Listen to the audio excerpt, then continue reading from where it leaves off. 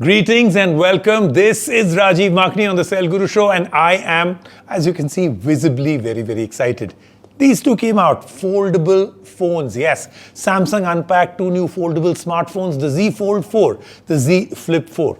Both come with the latest Snapdragon chipset. Flip 4, mostly unchanged with some upgrades. The battery is a little bit better and a few other things, upgrades at the right places.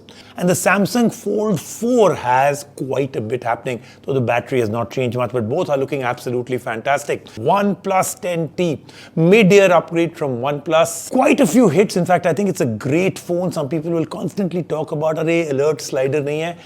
Just keep that aside. The rest of it is absolutely fantastic. And then we'll do the OnePlus 10T versus the iQoo 9T. Both have similar specs, slight difference in camera specifications and battery. Good display on this, great performance on both of them. But which is the best under 50,000 rupees? We'll declare a winner. And then, of course, we'll move on to these. Everybody wants to know. When Google does something with audio, what do they do? These are the Google Pixel Buds Pro. They promise great audio, absolutely fantastic noise cancellation, very comfortable to wear, 7 hours of playtime with the noise cancellation enabled. May well be the best earbuds from Google, but are they the best earbuds in their price category? That's what you're about to find out only and only on Cell Guru. Let's get started. Now let's move on to our first story, the Samsung unpacked Z Fold 4 and the Z Flip 1. So I'll start off with this one. Z Fold 4, Snapdragon 8 Plus Gen 1. The phone's lighter than before. Multitasking has improved with this new taskbar. It is now waterproof, not dustproof. But the 50 megapixel main camera, the low light photography with nightography is the big change. And then the Z Flip 4. Not much has changed in this phone. It's a little narrower clamshell, smaller hinge, Snapdragon 8 Plus Gen 1 chipset again. Like I said, how do they put it in? Well, here's our first impression of the two devices.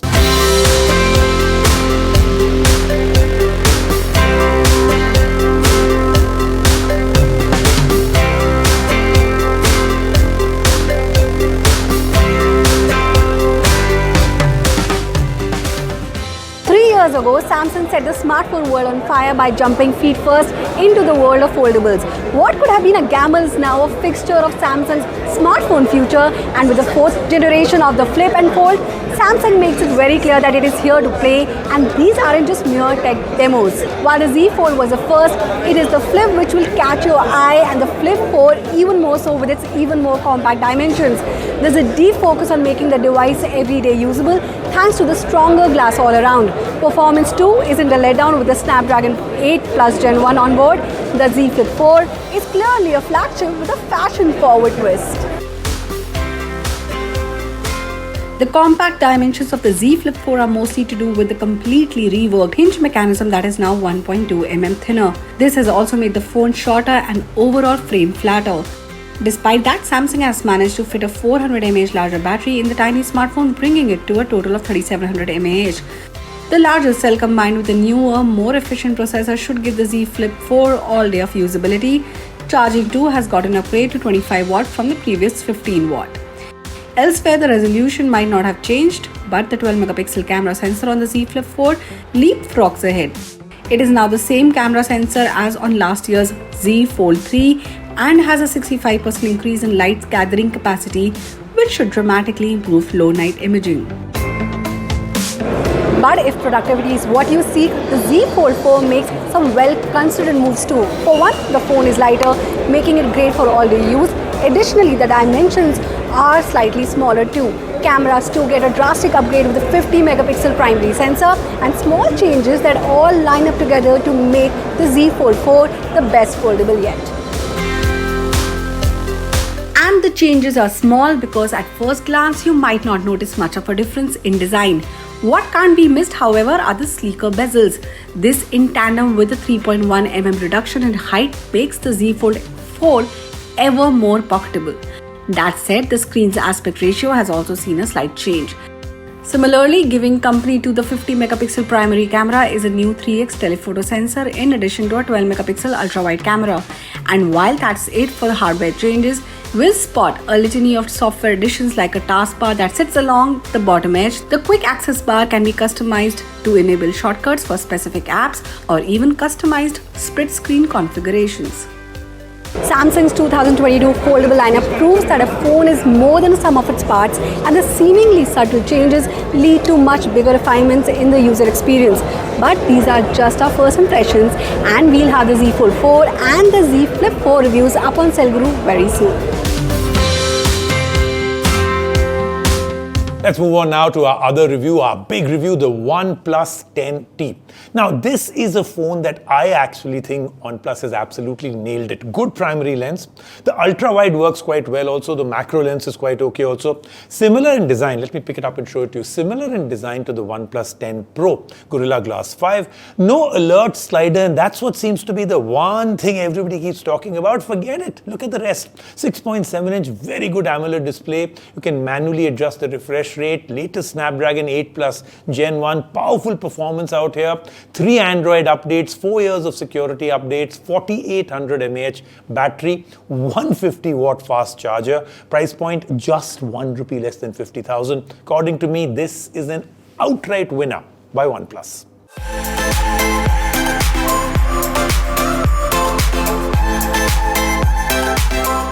OnePlus phones are known for their blazing fast performances, and it has been a fan favorite in the mid to premium segment. This time, OnePlus is back with its mid-year upgrade, the OnePlus 10T. This comes as the successor to the OnePlus 10R and the 10 Pro launched a couple of months back. But instead of upgrading all the features and specifications, OnePlus has compromised in certain areas to keep the cost low. However, having said that, it has gone all out with the upgrades it has given. In our in-depth review, we tell you whether this mid-year upgrade is worth it. Smartphone cameras are delivering better quality images as compared to high-end DSLR cameras. One does not need to spend hours trying to set up the lighting, the frames, etc.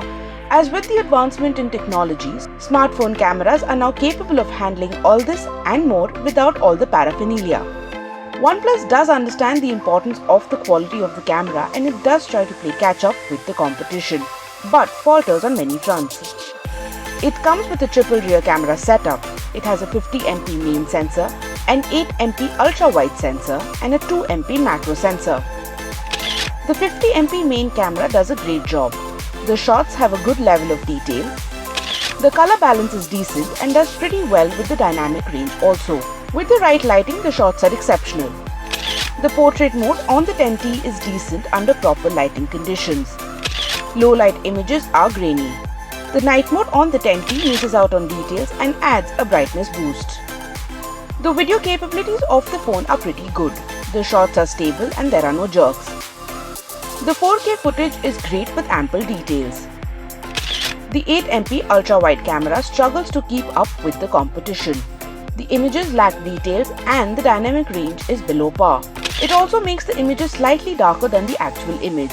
The colors are on the muted side. The performance of the 2MP macro sensor is underwhelming.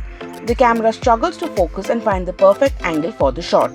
The colors are subdued and the details aren't that great. It is quite evident that OnePlus has made compromises here. Finally, coming to the 16MP front camera, it is a mixed bag. It gets the skin tone right and does not add a tint like a lot of phones, but it does oversaturate the images slightly.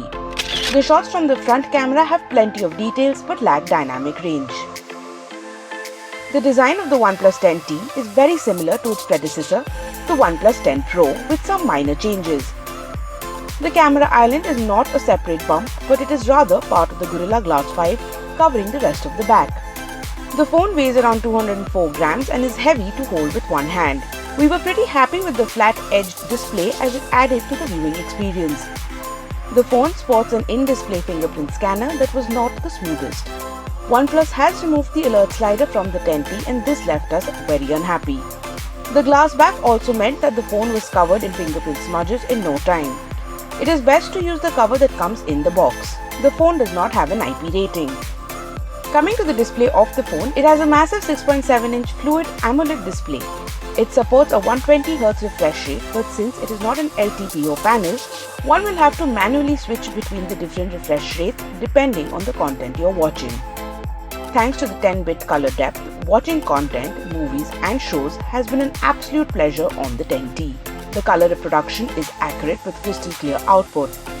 It also supports HDR10+, which added to the viewing experience.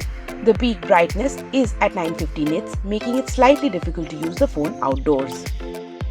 Giving credit where credit is due, OnePlus has got the latest Snapdragon 8 Plus Gen 1 chipset powering the device. It delivers, and how.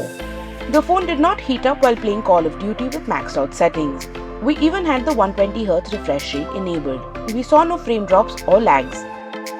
Handling everyday tasks like browsing social media, multi-tab browsing, watching content was buttery smooth, and we have no complaints on that front. The OnePlus 10T runs on Android 12 and combines it with Oxygen OS 12.1. We see minimal bloatware on the device, and even those can be uninstalled. OnePlus has promised 3 Android updates and 4 years of security updates. It comes with a 4800 mAh battery that lasts up to a day with full charge. It supports 150-watt fast charging and can charge your phone in under 30 minutes.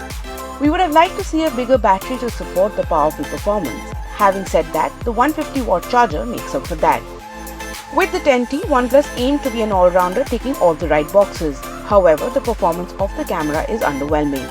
With the price starting at Rs 49,999, the phone is a good option to consider if you want a device that focuses on performance.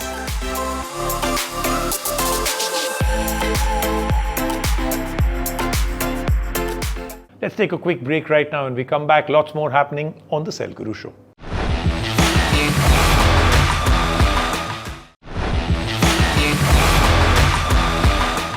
Now let's move on to a comparison between the OnePlus 10T and the iQoo 9T. I've already said this is a fantastic phone. I've already declared the iQoo 9T to be a fantastic phone. Minor difference between the two, 6.7-inch display versus 6.78-inch on the 9T.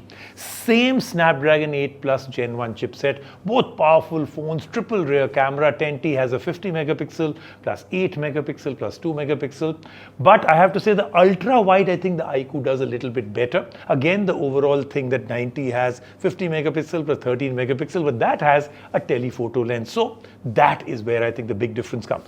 The 10T has a 4800 mAh battery with 150 watt fast charging, 9T 4700 with 120 watts. So OnePlus takes that, but so much more that we've got to compare. Take a look. The under 50K segment just got a big boost with the launch of both the OnePlus 10T and the iQoo 9T. Both the phones have been launched with similar specifications. Both are powered by Snapdragon 8 Plus Gen 1 chipset. They both have a triple rear camera. Both come with Android 12 and are both priced exactly the same at Rs 49,999. So which one is the best amongst the two? Or are they both equally good? We find out in our review. The OnePlus 10T sports a 6.7-inch Fluid AMOLED panel with a 120Hz refresh rate. The iQoo 9T has a slightly larger screen at 6.78 inches AMOLED panel with a 120Hz refresh rate. However, unlike the OnePlus, where you can manually adjust the refresh rate according to the content you're watching, the refresh rate on the iQoo is not dynamic and supports either 60Hz or 120Hz. Both have 10-bit panels and support HDR10+ playback. The display of the iQoo 9T is brighter at 1500 nits. The front of both the phones looks similar with flat edges and thin bezels. The OnePlus 10T comes with Gorilla Glass 5 on the front and the back, and the 9T comes with Gorilla Glass 5 on the front. The OnePlus has a plastic frame, whereas the iQoo has an aluminium frame. Additionally, the 9T has an IP52 rating, while the 10T has no IP rating. The main strength of the phone lies in how it performs. Both the OnePlus 10T and the iQoo 9T are powered by the Snapdragon 8 Plus Gen 1 chipset. This is the most powerful chipset in the market currently, and it delivers and how. Using the phone was a breeze. Playing games with maxed out settings was an experience that we loved. The phone did not heat up and there were no frame drops or lags. Both the smartphones come with Android 12. The OnePlus runs on Oxygen 12.1 and offers a clean user interface. The iQoo, on the other hand, runs on FunTouch 12 OS. Coming to the camera of the two phones, both of them sport a triple rear camera setup. They both have the same 50MP primary lens. However, the other two cameras are different. The OnePlus 10T has an 8MP ultra-wide camera and a 2MP macro lens, while the iQoo 90 comes with a 13MP ultra-wide camera and a 12MP telephoto camera with 2x zoom. The performance of the primary lens of the 10T is brilliant. The photos have a good dynamic range, the color balance is decent, and there is plenty of details in the shot. However, the performance of the other two cameras lacks the brilliance of the primary lens. The colors are muted and lacks details. The primary lens of the iQoo 90 is similar to the 10T. It shoots vivid images with plenty of details, though it has a tendency to slightly oversaturate the images. The ultra-wide camera on the 90 is better than the OnePlus. It has ample details and the dynamic range is spot on. The telephoto lens also doubles up as a portrait camera, and the iQoo has an edge over the 10T over here. Finally, both the phones have a 16MP front camera and are great for selfie lovers. A 4800 mAh battery powers the OnePlus 10T, whereas the iQoo 90 has a slightly smaller battery at 4700 mAh. The OnePlus comes with 150W fast charging and the iQoo comes with 120W fast charging. Both the phones can last up to a day with full charge, but you won't find wireless charging on either of the two devices. And so, which is the better of the two? Overall, both phones have their pros and cons. But what they do offer is a powerful performance, fast charging and a premium design. Both are priced starting Rs 49,999. If you want a phone with a power-packed performance, you can go with either of the two phones. But if you want a phone with a better camera setup, then our recommendation would be to go with the iQoo 90.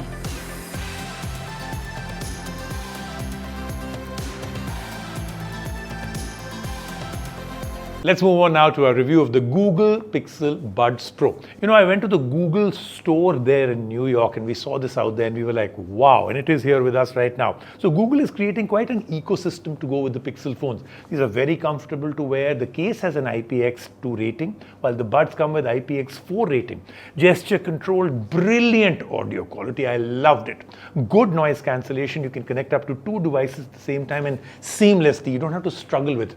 Priced at 19,900 rupees, so expensive but good. But does Google have an outright winner here? Well, our review will tell you. Google isn't the first choice that comes to mind when you consider buying an audio product. But the company has been working hard to create an ecosystem of products to go with the Pixel lineup. Google's earlier attempts at creating a phenomenal audio experience didn't exactly set the market on fire, but Pixel Buds Pro might just change that. With the Pro moniker, this newbie promises professional-grade sound, better active noise cancelling and a comfortable design. But can it be your first pick as a companion for your smartphone, or has Google left room for improvement? We find out in our Cell Guru review.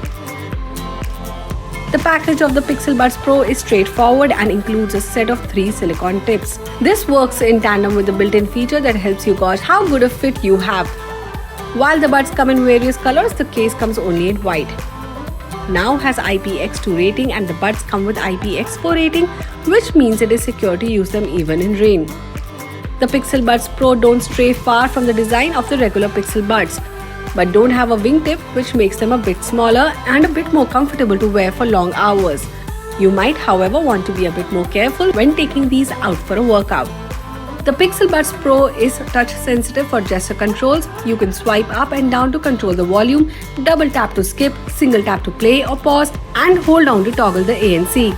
You can even activate Google Assistant using the touch controls, and this lets you perform voice-based actions. Coming to the main question of how is the audio quality. The Pixel Buds Pro comes equipped with 11mm speakers for enhanced audio quality. Combined with active noise cancellation, you can expect a tight seal and audio quality that sounds exceptionally good. We found Google's audio tuning to veer towards natural with excellent instrument separation. Bass is impactful but not overpowering, and vocals cut through the mix. Similarly, the highs don't sound too shrill. The Pixel Buds Pro also excel at noise cancellation. The active noise cancellation cuts down ambient noise dramatically and lets you enjoy music and multimedia on a bus, plane or even just your office without any disturbance. Coming to call quality, well, it's fine. We didn't face any dropouts while attending calls on meetings. The mics are good and do a decent job of picking up the user's voice and surrounding ambient noise, though surrounding noise like traffic does peep in. The buds come with the Bluetooth 5.0 and will work with all Bluetooth compatible devices including iPhones. The Pixel Buds Pro have multi-point connectivity for more than one device, which essentially means you can connect up to 2 devices at a time and seamlessly transition between the two, which we found to be very useful. The Buds Pro have got the battery life right, with 7 hours of playtime with noise cancellation on and up to 11 hours of playtime with ANC switched off. With the case, you can get up to 20 hours of additional battery life. The case supports wireless charging. Our verdict: Google Pixel Buds Pro are the best Bluetooth earbuds from Google yet. While they're expensive at 19,900 rupees, they offer fantastic sound and long battery life and make a compelling case for themselves for the deep integration they offer with Android devices. However, if you prefer punchier bass, you might also want to take a look at the Sony WF-1000 XM4, and for Apple users, the AirPods Pro remain the best choice.